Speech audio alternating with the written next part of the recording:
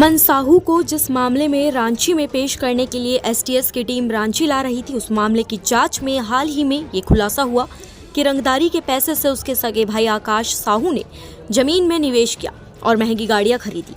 अब ऐसे में इस बात पर सवाल उठता है कि अमन साहू रंगदारी से मिले इन बड़े पैसों का कहां निवेश करता था और उसका आतंक साम्राज्य कौन संभालता था।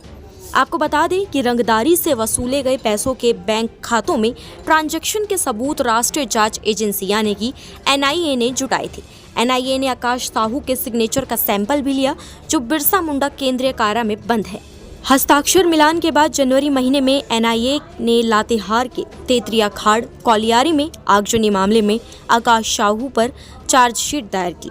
एनआईए की जांच में ये भी खुलासा हुआ कि आकाश साहू को अमन साहू गैंग के विकास आनंद ओझा उर्फ अभिषेक और अजय तुरी ने पैसे भेजे थे। एनआईए ने इस मामले में कई लोगों की गवाही ली और बैंक खातों की जांच की, जिससे ये जानकारी मिली कि तेतरिया खाड़ फायरिंग केस के आरोपियों ने आकाश साहू को अपने अन्य सहयोगियों के जरिए पैसे भेजे थे। बता दें कि झारखंड पुलिस पहले भी अमन साहू गैंग के कई शूटरों को गिरफ्तार कर चुकी है और जांच में नेपाल कनेक्शन भी सामने आया। ये पता चला है कि अमन साहू का नेपाल के बड़े गैंगस्टरों, हवाला कारोबारियों और राजनेताओं से गहरा संबंध था। उसने रंगदारी से वसूले गए पैसों का बड़ा हिस्सा काठमांडू के होटलों और रियल एस्टेट कारोबार में निवेश किया था। अमन साहू ने लगभग 200 करोड़ रुपए नेपाल के royal empower boutique hotel dynasty और टिप टॉप होटल काठमांडू में निवेश किए, जो व्यवसायों से रंगदारी के रूप में वसूले गए थे। रंगदारी से मिली हुई रकम का निवेश क्रिप्टो करेंसी के अलावा जमीन और होटल कारोबार में भी किया गया। हाल ही में एटीएस ने जांच में ये पाया कि अमन साहू ने अपने करीबी सहयोगी नारायण थापा के जरिए नेपाल में पैसे का निवेश किया। हवाला ऑपरेटिव्स की मदद से रंगदारी की रकम को विदेश भेजा जाता था। सिंगापुर के बाद अमन साहू के गैंग के सदस्य सुनील मीणा ने अजरबैजान को अपना ठिकाना बनाया, जहां दिसंबर 2024 में उसकी गिरफ्तारी हो गई। हालांकि सुनील की गिरफ्तारी के बावजूद मयंक सिंह के नाम से लगातार कारोबारी को धमकी भरे कॉल किए जा रहे थे।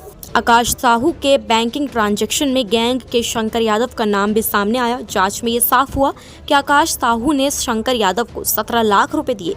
एनआईए ने पाया कि आकाश साहू ने रंगदारी से प्राप्त पैसों का इस्तेमाल बिहार और झारखंड में चल और अचल संपत्ति के रूप में किया। इसी के साथ एनआईए ने मौखिक और दस्तावेजी सबूत भी जुटाए।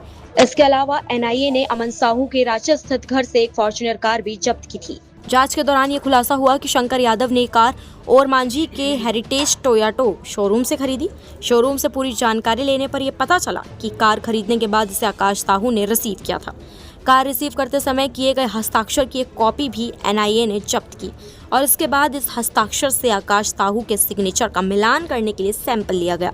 तेतरिया खाड़ केस में एनआईए अब तक 2 दर्जन से अधिक आरोपियों पर चार्जशीट दायर कर चुकी है और अब आकाश साहू पर तीसरी सप्लीमेंट्री चार्जशीट दायर की गई है। नमस्कार, मैं हूं मानक गुप्ता। अगर आपको हमारा ये वीडियो पसंद आया हो तो इसे लाइक और शेयर जरूर करें और हाँ, हमें सब्सक्राइब और फॉलो करना ना भूलें ताकि आप देश और दुनिया की कोई खबर मिस ना करें। तो जुड़े रहिए हमारे साथ और देखते रहिए न्यूज़ 24।